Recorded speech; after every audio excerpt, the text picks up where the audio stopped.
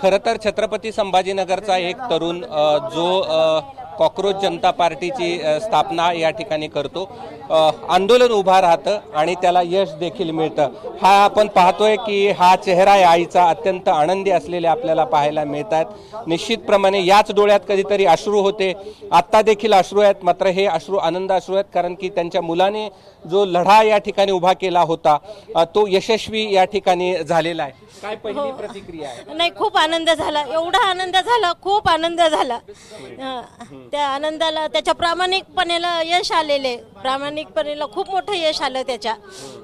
जीव तुमचा भांड्यात होता, कारण हो हो महिनाभरापासून मुलगा तिकडे होता, खूप भांडत होत्या। म्हटलं ना, आम्हाला असं झोप पण नव्हती येत, रात्रभर झोप नाही, चिंतेत।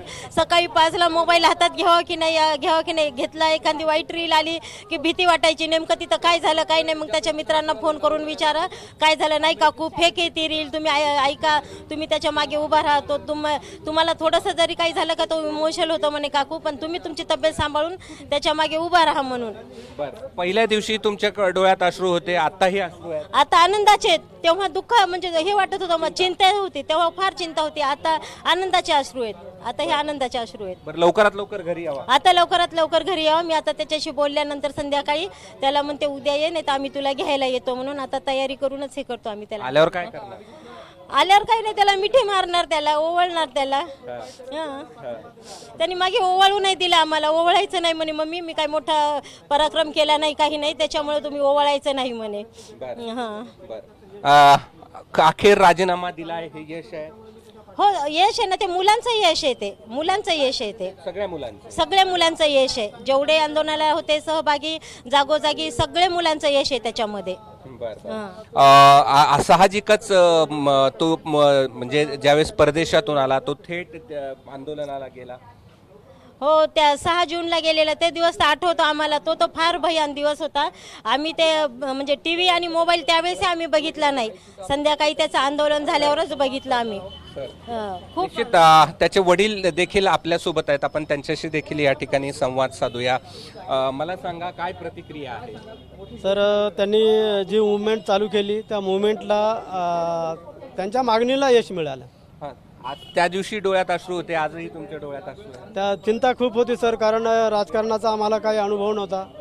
आणि तो मुलांनी सर्व जे काही माझ्या इच्छा होत्या त्याच्या विरुद्ध जाऊन या मुवमेंटमध्ये ही चालू केली त्यांनी, म्हणजे समाजकारण आणि राजकारणामध्ये उतरला, याच्यामुळं खूप म्हणजे चिंतित होतो मी।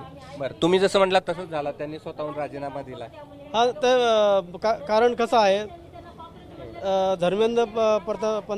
धर्मेंद्र प्रधान साहेबांनी मनाचा खूप मोठेपणा दाखवलेला आहे, कारण त्यांचा राजीनामा याच्यावर यूट्यूबवर मी वाचलेला आहे। त्यांच्या राजीनाम्यामध्ये सुद्धा त्यांनी म्हणलं की विद्यार्थ्यांनी हे आंदोलन आता सोडून द्यावं आणि अभ्यासाकडे, शिक्षणाकडे लक्ष द्यावं। हा खूप मनाचा मोठेपणा आहे। आजकाल कोणी सरपंचाची खुर्चीसुद्धा सोडत नाही, की ज्या ग्रामपंचायतमध्ये 5 पैशाचा इन्कम नसतं, पण ती खुर्चीसुद्धा सरपंचाची कोणी सोडत नाही, पण एवढं मोठं पद सोडणं, आणि पद सोडताना सुद्धा त्यांनी विद्यार्थ्यांच्या शिक्षणाचाच विचार केलेला आहे, ही फार मोठी गोष्ट आहे। या घटनेकडे कुणीही जय किंवा पराजय या दृष्टिकोनातून पाहू नये। अभिजित सुद्धा उच्च विद्याभूषित आहे, त्यांनी काही विचार करूनच त्याचे मुद्दे मांडलेले होते आणि त्याला यश मिळाले। आता त्याने असंच समाजकार्य करत राहावं की एखादी पार्टी स्थापन करावी त्याने?